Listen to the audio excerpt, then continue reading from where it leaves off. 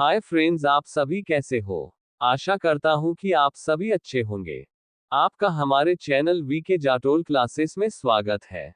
आज के इस वीडियो में हम 15 अक्टूबर 2025 के मुख्य करंट अफेयर्स और उसके एक्सप्लेन के बारे में चर्चा करेंगे।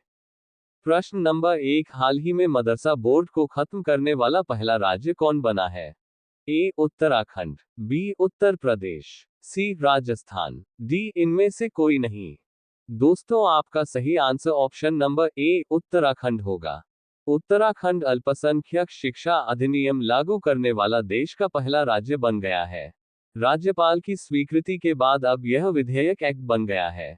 इस अधिनियम के तहत 1 जुलाई 2026 से मदरसा शिक्षा बोर्ड अधिनियम समाप्त हो जाएगा, जिसके बाद मदरसा बोर्ड का अस्तित्व भी खत्म हो जाएगा। यह नया कानून अब मुस्लिम समुदाय के साथ साथ सिख, ईसाई, बौद्ध, जैन और पारसी अल्पसंख्यक समुदायों के शैक्षणिक संस्थानों को एक ही प्राधिकरण के अंतर्गत लाएगा। नया गठित होने वाला प्राधिकरण ही इन सभी संस्थानों को मान्यता देगा, जिससे शिक्षा व्यवस्था में पारदर्शिता आएगी। इन संस्थानों में धार्मिक शिक्षा की अनुमति होगी, लेकिन पाठ्यक्रम उत्तराखंड शिक्षा बोर्ड के मानकों के अनुरूप होगा। मुख्यमंत्री पुष्कर सिंह धामी ने इसे राज्य में शिक्षा व्यवस्था को समान और आधुनिक बनाने की दिशा में एक ऐतिहासिक कदम बताया है। इस फैसले से मदरसा शिक्षा व्यवस्था में चली आ रही अनियमितताओं को दूर करने और विद्यार्थियों के हितों की सुरक्षा सुनिश्चित करने में मदद मिलेगी। प्रश्न नंबर 2, हाल ही में केंद्रीय मंत्री मनोहर लाल खट्टर किस देश में होने वाली जी20 ऊर्जा परिवर्तन मंत्री स्तरीय बैठक में भारत का प्रतिनिधित्व करेंगे? ए ब्राजील, बी इंडोनेशिया, सी दक्षिण अफ्रीका, डी इनमें से कोई नहीं। दोस्तों, आपका सही आंसर ऑप्शन नंबर सी दक्षिण अफ्रीका होगा। दक्षिण अफ्रीका में जी20 ऊर्जा परिवर्तन मंत्रिस्तरीय बैठक ETMM में केंद्रीय बिजली मंत्री मनोहर लाल खट्टर भारत का प्रतिनिधित्व करेंगे। ये बैठक 7 से 10 अक्टूबर 2025 तक क्वाज़ुलु नटाल, डरबन में आयोजित होगी, जहां विश्व की प्रमुख अर्थव्यवस्थाओं के ऊर्जा मंत्री वैश्विक ऊर्जा भविष्य पर विचार विमर्श करेंगे। एजेंडा: खट्टर ऊर्जा सुरक्षा, स्वच्छ रसोई, किफायती और विश्वसनीय पहुंच, और टिकाऊ औद्योगिक विकास जैसे महत्वपूर्ण सत्रों में भाग लेंगे। उद्देश्य: मुख्य लक्ष्य सस्ती, विश्वसनीय और सतत ऊर्जा तक सार्वभौमिक पहुंच सुनिश्चित करने के लिए अंतर्राष्ट्रीय सहयोग को मजबूत करना है। भारत की उपलब्धि: वो ये रेखांकित करेंगे कि भारत ने एक ऐतिहासिक उपलब्धि हासिल की है, जिसके तहत देश की कुल विद्युत उत्पादन क्षमता का 50% अब अक्षय ऊर्जा स्रोतों से आ रहा है, जो वैश्विक उम्मीदों से कहीं ज्यादा है। वैश्विक साझेदारी: मंत्री ग्रामीण और विकासशील क्षेत्रों में ऊर्जा की उपलब्धता और सुरक्षा सुनिश्चित करने के संबंध में भारत के सर्वोत्तम अनुभवों को साझा करेंगे। संदेश: भारत इस मंच से one earth, one family, one future के दृष्टिकोण के अनुरूप सर्वसमावेशी, न्यायसंगत और वहनीय ऊर्जा परिवर्तन के लिए वैश्विक साझेदारी को मजबूत करने की अपनी प्रतिबद्धता दोहराएगा। प्रश्न नंबर 3, हाल ही में किसने 2022 और 23 के लिए मेरा भारत NSS पुरस्कार प्रदान किए हैं? A Draupadi Murmu, B Narendra Modi, C Amit Shah, D इनमें से कोई नहीं। दोस्तों, आपका सही answer option number A Draupadi Murmu होगा। राष्ट्रपति श्रीमती द्रौपदी मुर्मू ने वर्ष 2022 और 23 के लिए प्रतिष्ठित माय भारत राष्ट्रीय सेवा योजना यानी NSS पुरस्कार प्रदान किए हैं। ये समारोह राष्ट्रपति भवन में आयोजित हुआ, जिसका मुख्य उद्देश्य स्वैच्छिक सामुदायिक सेवा के क्षेत्र में बेहतरीन योगदान देने वाले NSS कार्यक्रम अधिकारियों, इकाइयों और स्वयंसेवकों को सम्मानित करना है। इस साल 2 अलग-अलग श्रेणियों में कुल 40 पुरस्कार दिए गए।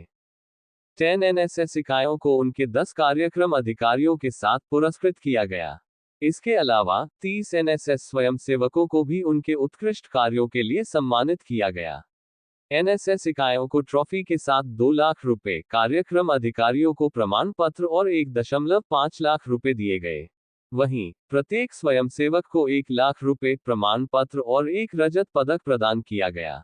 NSS की शुरुआत 1969 में हुई थी और इसका आदर्श वाक्य है, मैं नहीं, बल्कि आप, स्वयं से पहले आप। वर्तमान में देश भर में लगभग 40 लाख स्वयंसेवक साक्षरता, स्वास्थ्य और पर्यावरण संरक्षण जैसे महत्वपूर्ण सामाजिक कार्यों में सक्रिय रूप से योगदान दे रहे हैं। प्रश्न नंबर 4, भारतीय नौसेना ने 6 अक्टूबर 2025 को किस युद्धपोत को विशाखापत्तनम नौसेना डॉकयार्ड में औपचारिक रूप से शामिल किया? A. INS Kochi, B. INS Vikrant, C. INS Androth, D. इनमें से कोई नहीं। दोस्तों, आपका सही answer option number C, INS Androth होगा। 6 अक्टूबर 2025 को विशाखापत्तनम के नेवल डॉकयार्ड में आईएनएस एंड्रोथ को नौसेना के बेड़े में शामिल कर लिया गया। ये भारत का दूसरा anti submarine warfare shallow water craft पोत। पूर्वी नौसेना कमान के वाइस एडमिरल राजेश पेंधारकर की अध्यक्षता में ये कमीशनिंग समारोह हुआ। इस युद्धपोत का निर्माण कोलकाता स्थित garden reach shipbuilders and engineers (GRSA) ने किया है और इसमें 80% से अधिक स्वदेशी सामग्री का इस्तेमाल किया गया है। आईएनएस एंड्रोथ नौसेना की पनडुब्बी रोधी क्षमताओं को काफी मजबूत करेगा। ये तटीय जल में दुश्मनों की पनडुब्बियों के खतरे को नष्ट करने में सक्षम है, जिससे भारत की समुद्री सुरक्षा मजबूत होगी। ये पोत देश की आत्मनिर्भरता की दिशा में एक और महत्वपूर्ण कदम है। प्रश्न नंबर 5, रुफिन फॉर्चूनेट जाफिसाम्बो किस देश के प्रधानमंत्री नियुक्त किए गए हैं? A. France, B. Madagascar, C. Cambodia, D. इनमें से कोई नहीं। दोस्तों, आपका सही answer option number B, Madagascar होगा। प्रश्न नंबर 6, हाल ही में भारत का एकमात्र मर्द ज्वालामुखी 20 वर्षों के बाद कहां फटा है? ए. अंडमान निकोबार, बी. तमिलनाडु, सी. गोवा, डी. इनमें से कोई नहीं। दोस्तों, आपका सही आंसर ऑप्शन नंबर ए, अंडमान निकोबार होगा। अंडमान निकोबार द्वीप समूह के बरातांग इलाके में स्थित भारत का एकमात्र मिट्टी का ज्वालामुखी मड वोल्केनो लगभग 20 साल बाद फिर से फट गया है। यह धमाका 2 अक्टूबर 2025 को दोपहर करीब 1:30 बजे एक बहरा कर देने वाली तेज आवाज के साथ हुआ। गनीमत ये रही कि इसमें किसी तरह के जानमाल के नुकसान की कोई खबर नहीं है। विस्फोट के बाद करीब 3 से 4 मीटर ऊंचा मिट्टी का ढेर बन गया और गीली मिट्टी 1000 वर्ग मीटर से ज्यादा क्षेत्र में फैल गई। ये ज्वालामुखी फिलहाल भी सक्रिय है और लगातार मिट्टी तथा धुआं निकल रहा है। सुरक्षा एहतियात के तौर पर प्रशासन ने बरातांग के इस लोकप्रिय पर्यटन स्थल पर पर्यटकों की आवाजाही को तुरंत रोक दिया है और वन विभाग ने सभी रास्ते बंद कर दिए हैं। आखिरी बड़ा विस्फोट यहां 2005 में हुआ था। अधिकारियों ने स्पष्ट किया है कि बरातांग का ये मिट्टी का ज्वालामुखी बैरन द्वीप के सक्रिय ज्वालामुखी से अलग है, जहां हाल ही में सितंबर में भी मामूली विस्फोट हुए थे। प्रश्न नंबर 7, हाल ही में छठा ग्लोबल फिनटेक सम्मेलन कहां शुरू हुआ है? A. New Delhi, B. Chennai, C. Mumbai, D. इनमें से कोई नहीं। दोस्तों, आपका सही answer option number C, Mumbai होगा। प्रश्न नंबर 8, हाल ही में किसे 2025 का भौतिकी का नोबेल पुरस्कार दिया जाएगा? A. Michel H. Devoret, B. John Clarke, C. John M. Martinis, D. उपर्युक्त सभी। दोस्तों, आपका सही आंसर ऑप्शन नंबर डी, उपर्युक्त सभी होगा। प्रश्न नंबर 9, हाल ही में कहां मेरा हुओ चोंगबा महोत्सव मनाया गया है? A. Kerala, B. Assam, C. Manipur, D. इनमें से कोई नहीं। दोस्तों, आपका सही answer option number C, Manipur होगा। मणिपुर में हाल ही में मेरा हाओ चोंगबा उत्सव बड़ी धूमधाम से मनाया गया। ये पर्व, जिसे पहाड़ी और घाटी के समुदायों के बीच एकता के मजबूत प्रतीक के रूप में जाना जाता है, राज्य की सांस्कृतिक विरासत को दर्शाता है। मुख्य बातें। उत्सव का उद्देश्य, ये त्योहार मुख्य रूप से राज्य के सभी स्वदेशी समुदायों को एक साथ लाता है, जिससे सामुदायिक सौहार्द, पारंपरिक पहचान और सांस्कृतिक एकजुटता को बढ़ावा मिलता है। कब मनाया जाता है? इसे पारंपरिक मैतेई कैलेंडर के मेरा महीने की पूर्णिमा 15वें चंद्र दिवस को आयोजित किया जाता है। आयोजन, इस वर्ष महाराजा सानाजाओबा लैशिम्बा ने इम्फाल के सना कोनंग राजमहल में पहाड़ी जनजातियों के मुखियाओं का पारंपरिक स्वागत किया। इसके बाद महाराजा और जनजातीय नेताओं ने कांगला दुर्ग तक एक पवित्र जुलूस निकाला। प्रमुख अनुष्ठान, उत्सव के दौरान मेरा मेन टोंगबा पवित्र पे अर्पण और येंगखोंग तांबा एकता का प्रदर्शन जैसे पारंपरिक अनुष्ठान किए गए। पहाड़ी और घाटी समुदायों के प्रतिनिधियों ने उपहारों का आदान प्रदान भी किया, जो आपसी सम्मान और भाईचारे की भावना को उजागर करता है। निष्कर्ष, ये पर्व मणिपुर की इस सदियों पुरानी भावना को दोहराता है कि विविधता में भी एकता संभव है।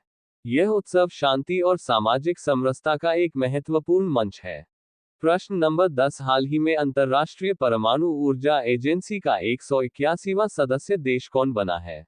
A. Pakistan, B. Afghanistan, C. Maldives, D. इनमें से कोई नहीं। दोस्तों, आपका सही answer option number C Maldives होगा। मालदीव IAEA अंतर्राष्ट्रीय परमाणु ऊर्जा एजेंसी का नवीनतम सदस्य राज्य बन गया है। मुख्य बातें। अनुमोदन, जनरल कॉन्फ्रेंस ने बोर्ड ऑफ गवर्नर्स की सिफारिश पर मालदीव को नए सदस्य राज्य के रूप में मंजूरी दी। इसके साथ IAEA के कुल सदस्य राज्यों की संख्या 181 हो गई है। प्रतिबद्धता, संयुक्त राष्ट्र में मालदीव की स्थायी प्रतिनिधि सलमा रशीद ने कहा कि यह उनके देश के लिए गहरा सम्मान है। उन्होंने 1977 से चले आ रहे अप्रसार और सुरक्षा उपायों के प्रति मालदीव की प्रतिबद्धता पर जोर दिया। चुनौतियां और सहयोग, एक छोटा द्वीप विकासशील राष्ट्र होने के नाते, मालदीव जलवायु परिवर्तन, नाजुक पारिस्थितिकी तंत्र, पानी और खाद्य असुरक्षा, और सीमित स्वास्थ्य बुनियादी ढांचे जैसी कमजोरियों से अवगत है। मालदीव इन चुनौतियों से निपटने के लिए वैज्ञानिक समाधानों और IAEA की तकनीकी सहयोग कार्यक्रम का लाभ उठाने की उम्मीद कर रहा है।